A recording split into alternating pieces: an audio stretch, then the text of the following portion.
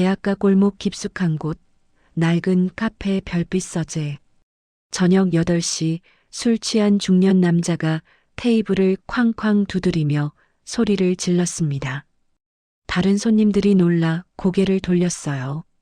남자의 손이 커피잔을 움켜쥐었습니다. 던지려는 순간이었죠. 아저씨. 계산대 뒤에서 조용한 목소리가 흘러나왔습니다. 12살쯤 돼 보이는 소녀였어요. 앞치마를 두른 채 남자를 똑바로 바라보고 있었습니다. 지금 집에 안 가시면 아내분이 짐 싸서 나가요. 이혼 서류도 준비하셨더라고요. 남자의 얼굴이 새하얗게 질렸습니다. 컵을 떨어뜨리고 비틀거리며 가게를 뛰쳐나갔어요. 다음 날 아침 그 남자가 꽃다발을 들고 찾아와 무릎 꿇고 감사하다며 울었습니다. 평범해 보이는 12살 소녀, 강민서. 하지만 그 아이에게는 남들이 모르는 비밀이 있었습니다. 이 놀라운 이야기가 궁금하시다면 구독 버튼을 눌러주세요. 숨겨진 진실을 가진 사람들의 이야기를 매일 전해드립니다. 그날 이후로도 민서는 여전히 카페에서 일했습니다. 아침 7시부터 밤 10시까지 쉬는 시간도 거의 없이요. 설거지를 하고 테이블을 닦고 주문을 받았습니다. 12살 아이가 하기엔 너무 벅찬 일이었어요. 어느 봄날 아침이었습니다. 민서가 걸레로 바닥을 닦고 있을 때 창밖으로 또래 아이들이 지나갔습니다. 새 교복을 입고 가방을 메고서 깔깔거리며 웃고 있었죠. 학교 가는 시간이었습니다. 민서는 손을 멈추고 그들을 바라보았습니다. 아이들은 서로 팔짱을 끼고 제잘거렸어요. 민서의 눈빛이 잠시 흔들렸습니다. 하지만 곧 고개를 돌려 다시 바닥을 닦기 시작했어요. 표정이 없었습니다. 이미 익숙해진 일상이었으니까요. 그날 오후 우편함에서 편지 한 통이 나왔습니다. 학교에서 온 전학 안내 서류였어요. 이모 수진이 그것을 보자마자 얼굴이 굳었습니다. 손이 파르르 떨렸어요. 수진은 주변을 둘러본 뒤 재빨리 서류를 찢어버렸습니다. 한 번, 두 번, 세 번. 종이가 산산조각 났어요. 그리고는 쓰레기통 깊숙이 밀어 넣었습니다. 학교는 안 돼. 절대 안 돼. 수진의 목소리가 떨렸습니다. 그녀는 10년 전을 떠올렸습니다. 언니 부부가 민서의 이상한 능력에 대해 주변에 말하고 다녔던 일을요. 그리고 얼마 지나지 않아 의문의 교통사고로 세상을 떠났습니다. 경찰은 빗길 사고라고 했지만 수진은 알고 있었습니다. 그게 단순한 사고가 아니라는 것을요. 그 뒤로 수진은 민서를 숨겼습니다. 학교에 보내지 않았고 사람들과 어울리지 못하게 했어요. 오직 카페 안에서만 살도록 했습니다. 저녁 무렵 민서가 쓰레기를 버리러 나갔다가 쓰레기통 옆에서 찢어진 서류 조각을 발견했습니다. 전학 안내문이었어요. 민서는 그 종이를 한참 바라보았습니다. 하지만 곧 그것을 쓰레기 봉투에 넣고 뚜껑을 닫았습니다. 표정 하나 변하지 않았죠. 카페로 돌아온 민서는 다시 계산대 앞에 섰습니다. 손님이 들어왔어요. 주문을 받고 커피를 내리고 계산을 했습니다. 마치 기계처럼 반복되는 일상이었어요. 밤 10시 마지막 손님이 나갔습니다. 민서는 의자를 정리하고 바닥을 쓸었어요. 이모 수진이 전등을 끄고 셔터를 내렸습니다. 하루가 끝났습니다. 민서에게는 친구도 학교도 꿈도 없었습니다. 오직 카페와 이모만이 전부였어요. 12살 소녀의 세상은 그렇게 좁았습니다. 카페에서 사주를 보는 12살 천재 아이 백만장자 회장의 운명은 마이너스 시퀀스 2. 며칠 뒤 카페에 단골 손님 한 명이 들어왔습니다. 40대 초반으로 보이는 남자였어요.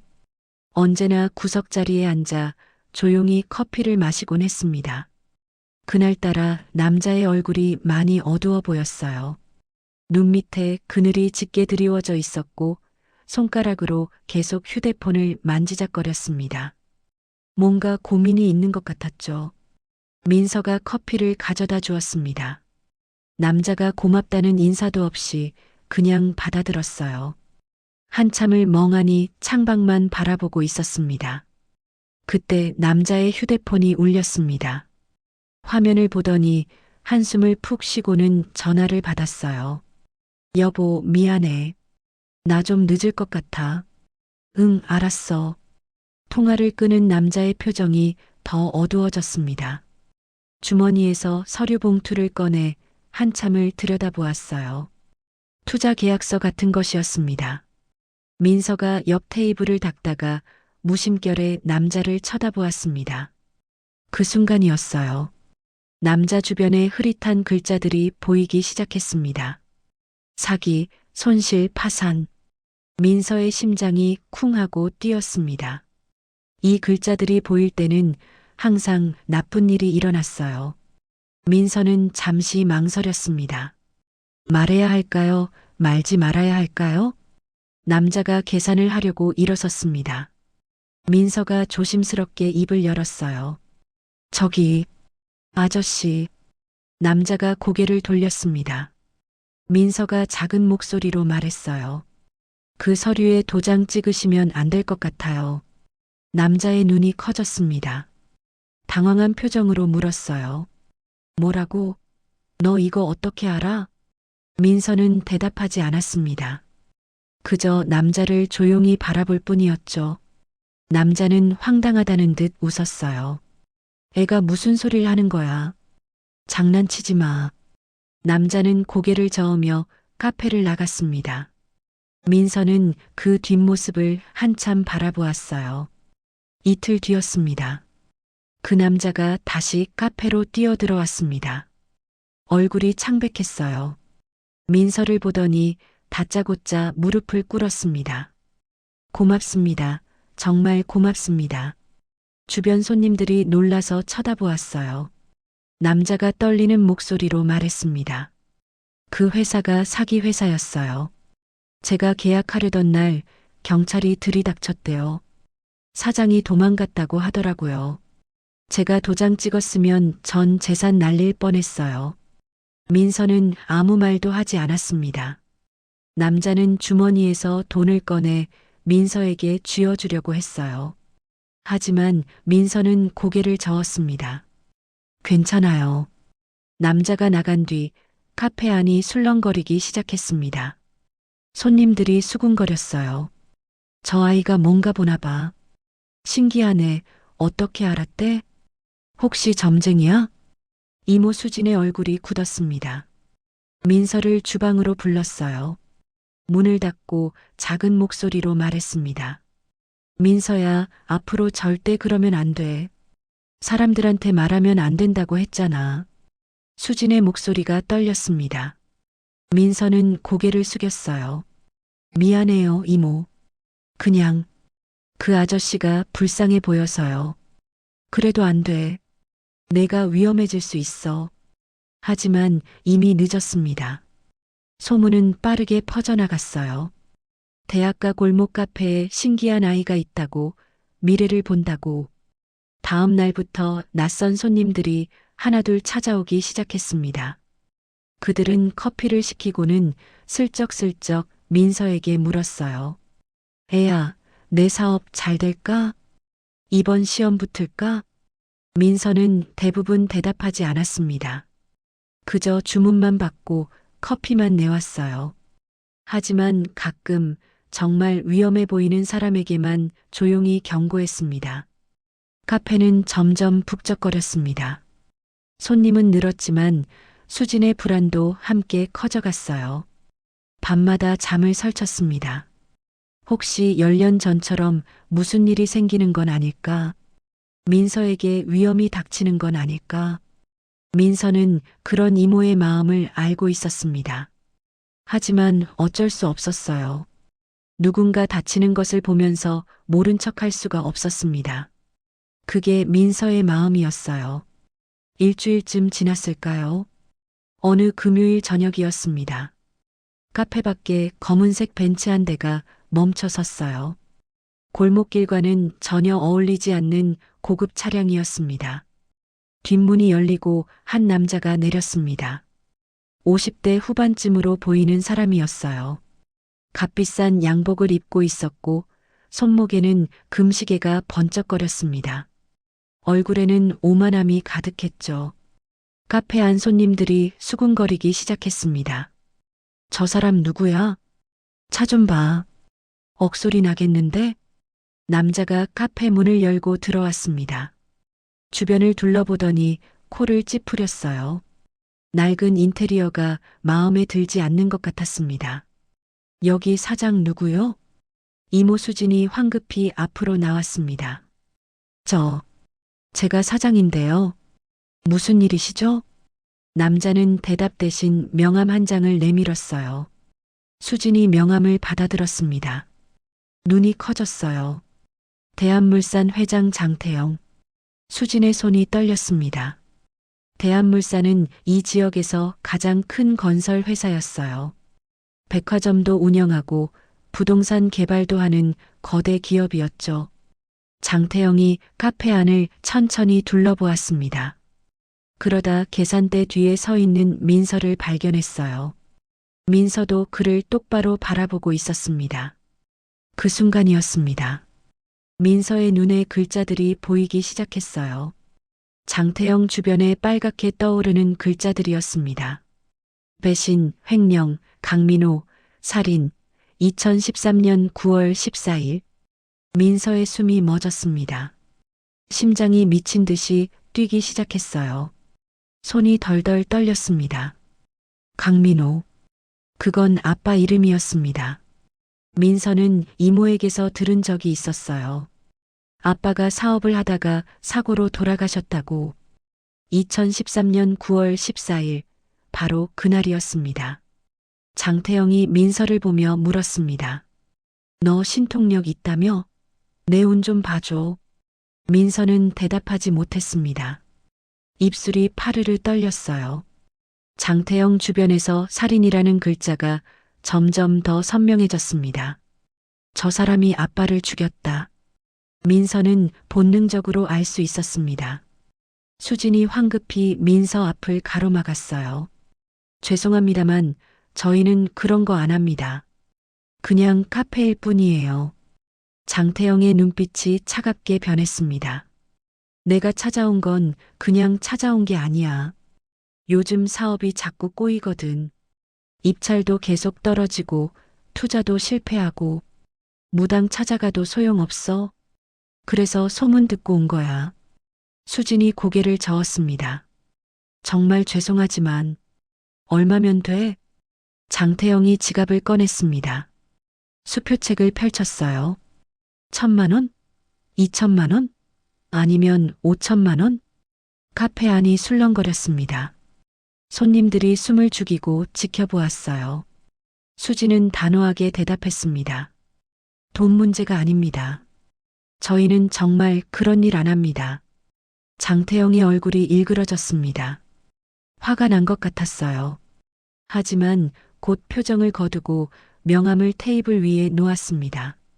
생각이 바뀌면 연락해. 후회하지 않을 조건을 줄 테니까. 장태영이 카페를 나갔습니다. 검은 벤츠가 굉음을 내며 사라졌어요. 카페 안이 조용해졌습니다. 손님들이 서로 얼굴만 쳐다보았어요. 수지는 민서를 주방으로 데려갔습니다. 민서야, 괜찮아? 민서는 대답하지 않았습니다. 온몸이 떨리고 있었어요. 아빠를 죽인 사람을 직접 봤습니다. 저 사람 주변에 떠있던 살인이라는 글자가 계속 눈앞에 어른거렸어요. 그날 밤 민서는 잠을 이룰 수 없었습니다. 천장만 멍하니 바라보았어요. 머릿속에는 장태영의 얼굴과 빨간 글자들만 떠올랐습니다. 복수해야 할까요? 아니면 그냥 모른 척해야 할까요? 12살 소녀에게는 너무 무거운 고민이었습니다. 다음 날 아침이었습니다. 카페 문을 여는데 밖에 검은 승용차 2대가 서 있었어요. 어젯밤부터 계속 그 자리에 있었던 것 같았습니다. 차 안에서 남자 2명이 내렸습니다. 양복을 입은 건장한 체격의 사람들이었어요. 그들이 카페 안으로 들어왔습니다. 사장님 계십니까? 수진이 경계하는 눈빛으로 물었어요. 무슨 일이세요? 남자 중 한 명이 서류 봉투를 꺼냈습니다. 장태영 회장님 명령입니다. 이 건물 저희 회사 소유입니다. 임대차 계약 조건을 재검토하겠습니다. 수진의 얼굴이 하얗게 질렸어요. 서류를 받아들고 펼쳐보았습니다. 건물 등기부등본이었어요. 정말로 소유주가 대한물산 계열사로 바뀌어 있었습니다. 이게 무슨... 회장님께서 제안하셨죠. 협조하시면 문제 없습니다. 거부하시면...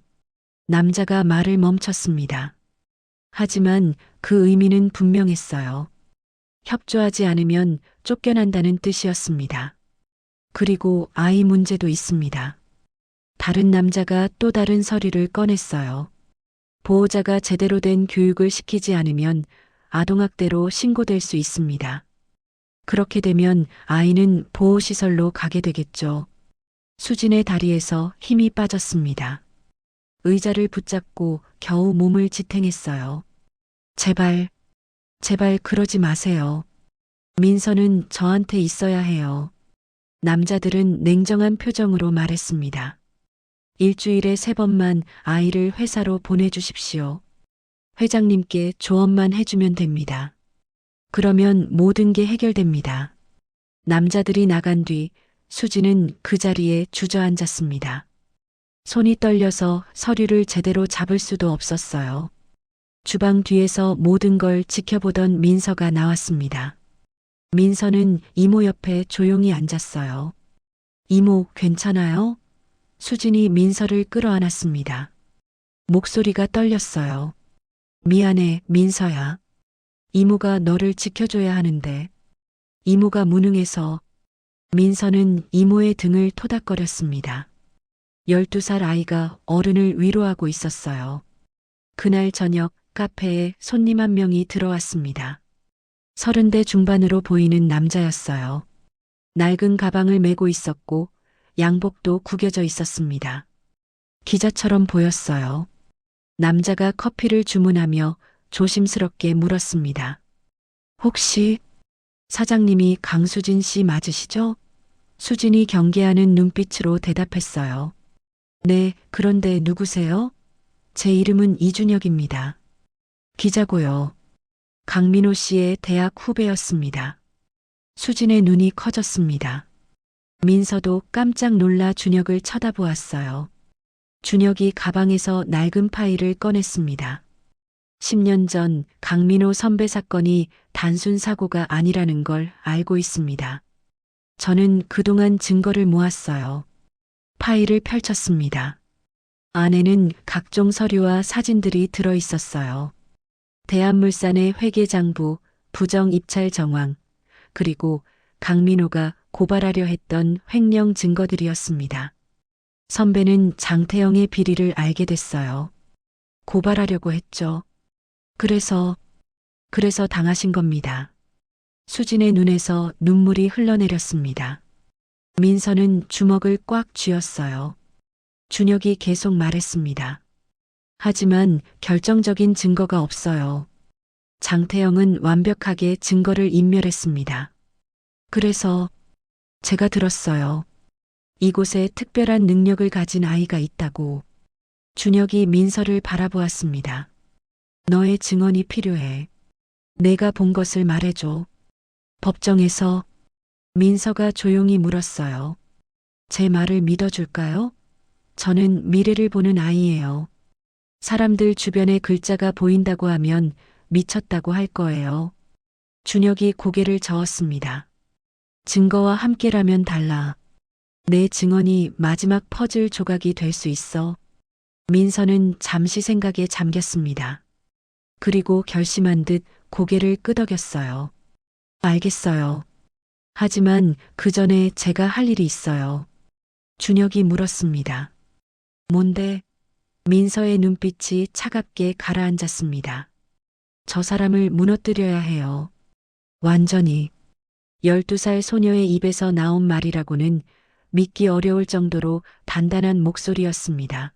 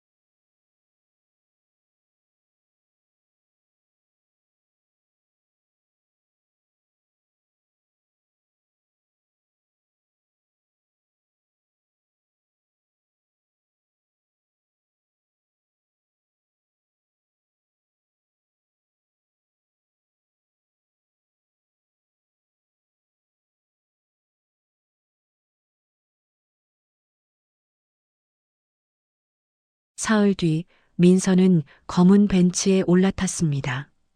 이모 수진이 차 밖에서 민서를 걱정스럽게 바라보았어요. 민서가 창문 너머로 작게 손을 흔들었습니다. 괜찮다는 듯이요. 차는 도심 한복판의 거대한 빌딩 앞에 멈췄습니다. 대한물산 본사였어요. 유리로 된 고층 빌딩이 하늘을 찌를 듯 솟아 있었습니다. 민서는 안내를 받아 최고층 회장실로 올라갔어요. 엘리베이터 문이 열리자 넓은 복도가 나타났습니다. 벽에는 비싼 그림들이 걸려 있었고 바닥은 대리석으로 깔려 있었어요. 회장실 문이 열렸습니다.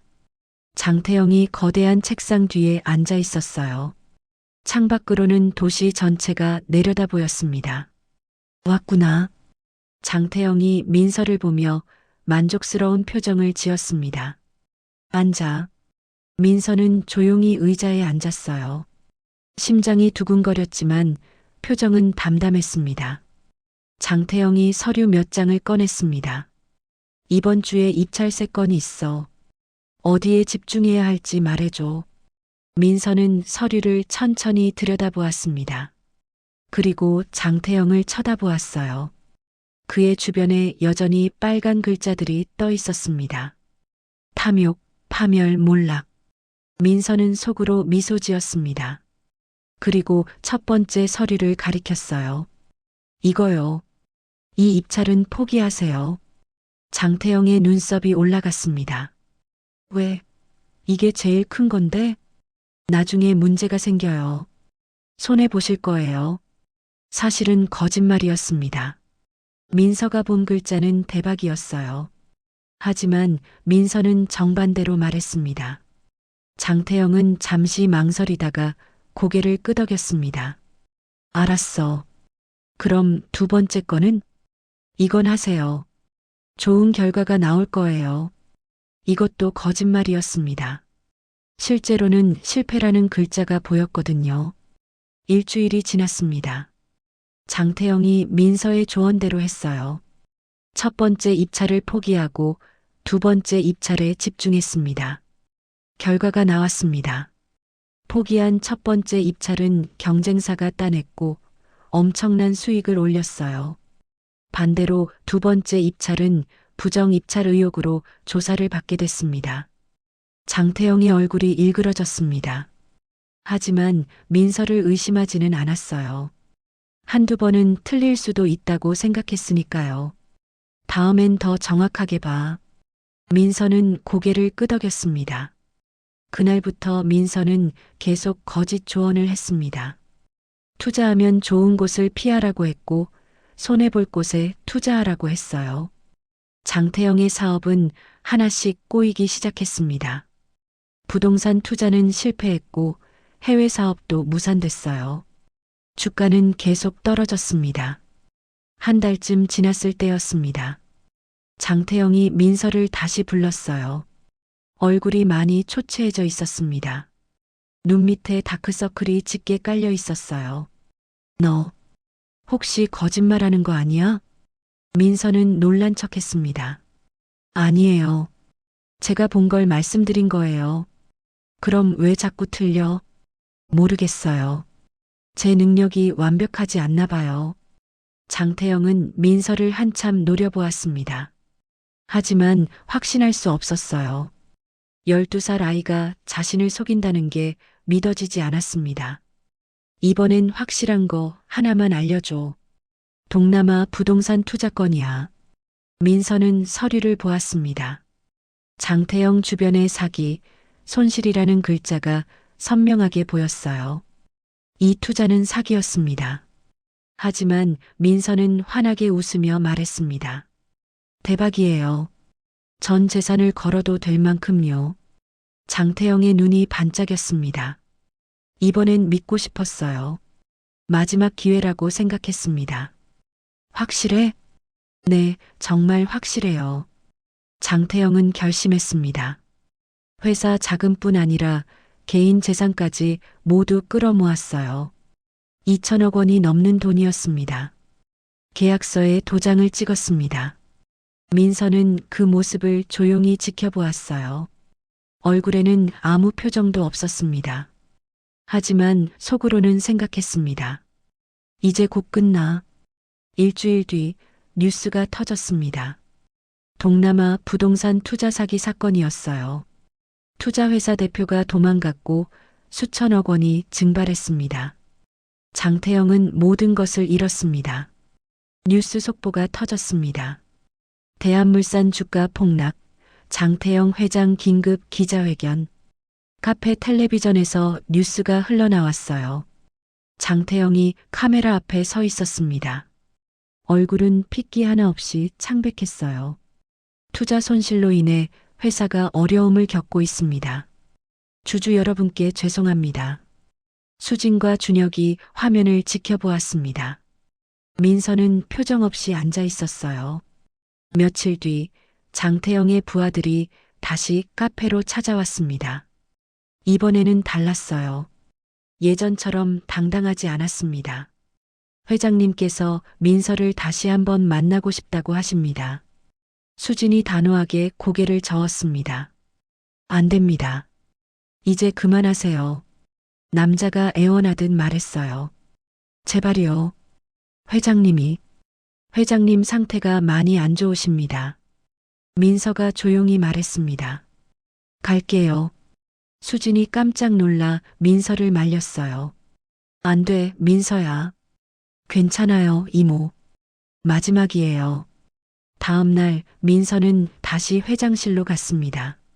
하지만 이번에는 작은 녹음기를 주머니에 넣고 갔어요. 준혁이 준 것이었습니다. 회장실 문이 열렸습니다. 장태영이 소파에 축 늘어져 앉아 있었어요. 한 달 전과는 완전히 다른 모습이었습니다. 머리는 헝클어져 있었고 양복도 구겨져 있었어요. 왔구나. 장태영의 목소리가 쉬어 있었습니다. 민서는 조용히 그 앞에 섰어요. 주머니 속 녹음기의 버튼을 눌렀습니다. 왜 그랬어? 왜 나한테 거짓말했어? 장태영이 민서를 노려보았습니다. 눈이 충혈되어 있었어요. 민서가 차분하게 대답했습니다. 거짓말 안 했어요. 제가 본 걸 말씀드렸어요. 거짓말. 내가 날 속인 거야. 장태영이 소리쳤습니다.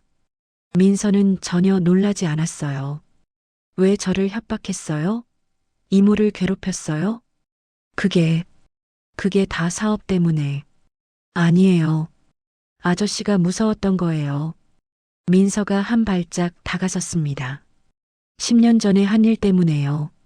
강민호 아저씨한테 한 일요. 장태영의 얼굴이 굳었습니다. 뭐라고? 제 아빠예요. 강민호는 제 아빠였어요. 순간 장태영의 눈이 커졌습니다.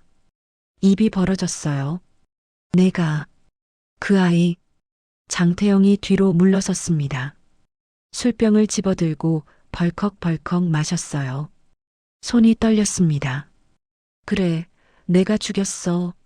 강민호 그 새끼 내 비리를 고발하려고 했어. 그래서 내가 사고로 위장해서. 민서의 주먹이 꽉 쥐어졌습니다. 눈물이 날 것 같았지만 참았어요. 장태영이 계속 술을 마시며 중얼거렸습니다. 강민호 때문이야. 그 새끼가 나타나서 내 꿈을 방해했어. 밤마다 악몽에 시달렸다고. 물에 빠진 얼굴이 자꾸 보였어. 모든 것을 자백했습니다. 횡령, 살인 교사, 증거인멸까지. 민서는 조용히 녹음기를 확인했어요. 모두 녹음됐습니다. 이제 끝이에요, 아저씨. 민서가 돌아서서 문을 향해 걸어갔습니다. 장태영이 뒤에서 소리쳤어요. 기다려. 돈 줄게. 원하는 만큼 다 줄게. 민서는 뒤돌아보지 않았습니다. 문을 열고 나갔어요. 복도를 걸어 나오는데 다리가 후들거렸습니다.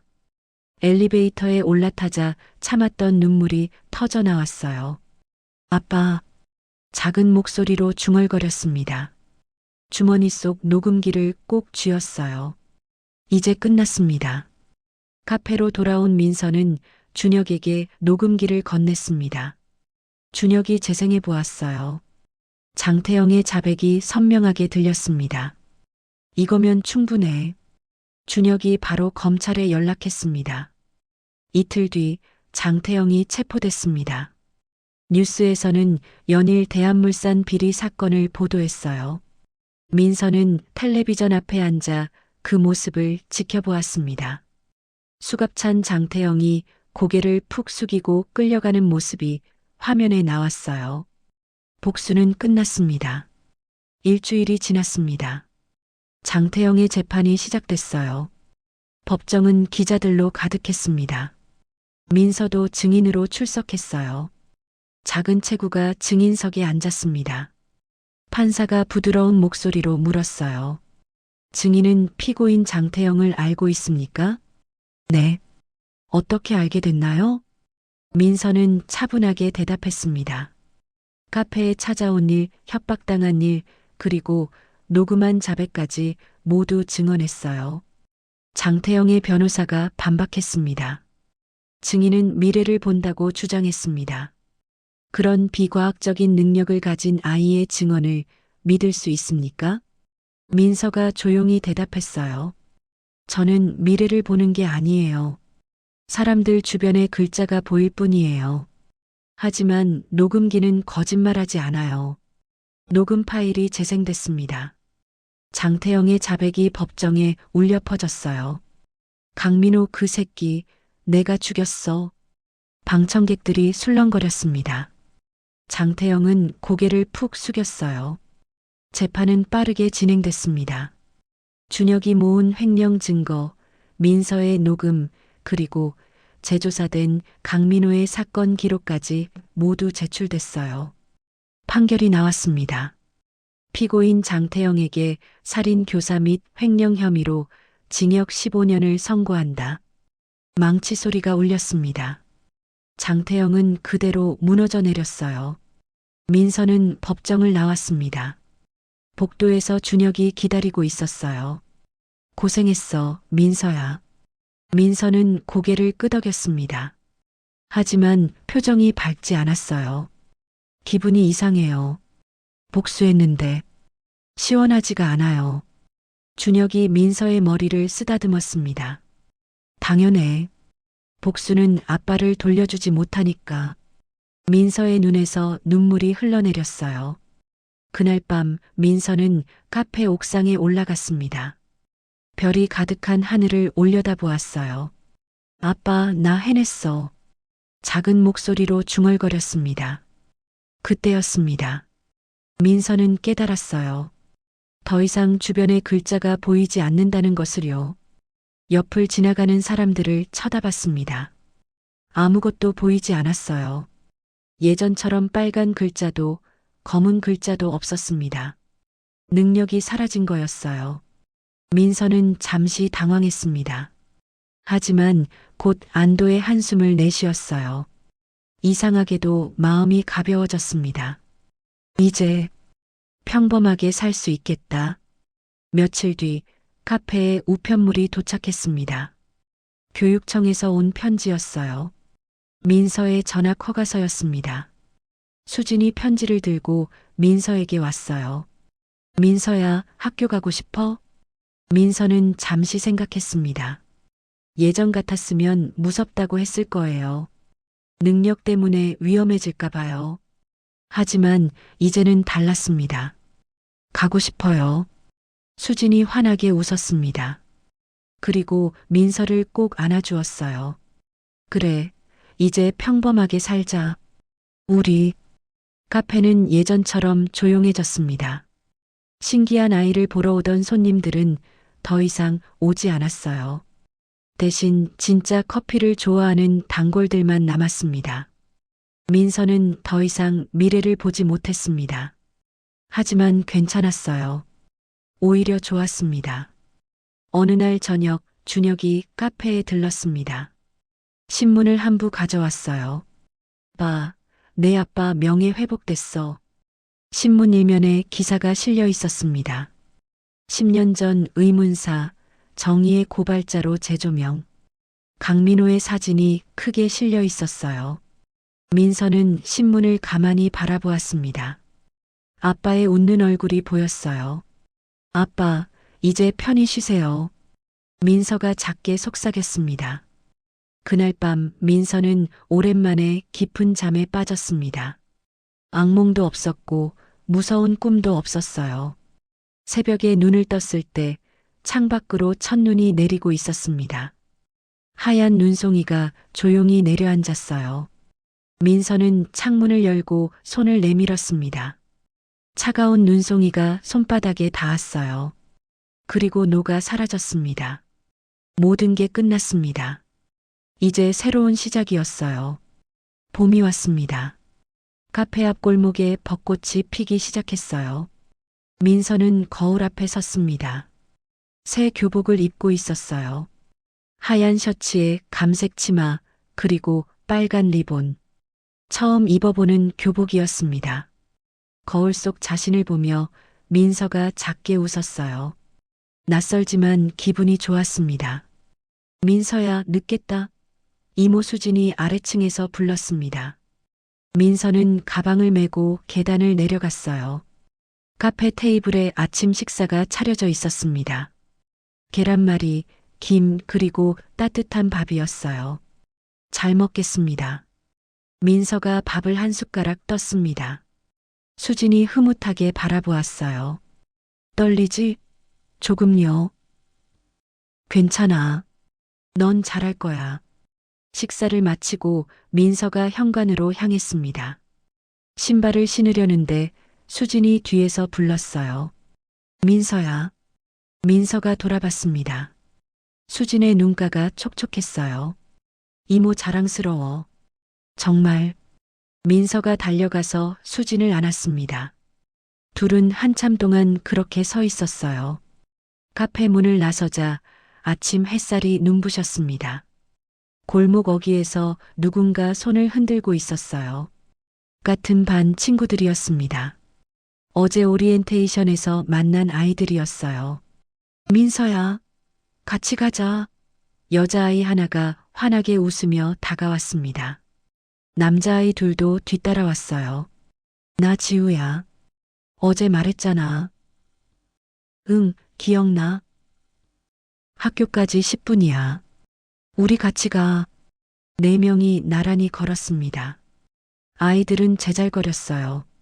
어제 본 드라마 이야기, 좋아하는 가수 이야기, 학교 선생님 이야기까지.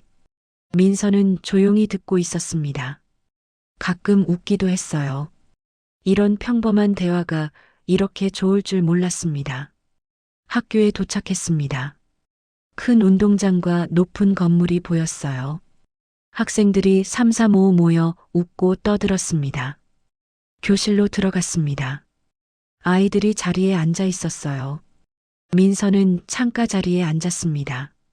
담임 선생님이 들어왔습니다. 오늘부터 우리 반에 전학생이 왔어요. 인사해 볼까? 민서가 일어났습니다. 모든 시선이 민서에게 쏠렸어요. 떨렸지만 침착하게 말했습니다. 안녕하세요. 강민서예요. 잘 부탁드려요. 박수 소리가 터져 나왔습니다. 민서가 자리에 앉았어요. 첫 수업이 시작됐습니다. 국어 시간이었어요. 선생님이 교과서를 펼쳤습니다. 오늘은 시를 배워볼까요? 민서는 교과서를 꺼냈습니다. 새 책 냄새가 났어요. 선생님의 목소리를 들으며 펜을 들었습니다.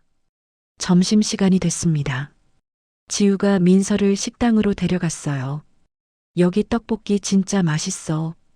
같이 먹자. 아이들과 둘러앉아 밥을 먹었습니다.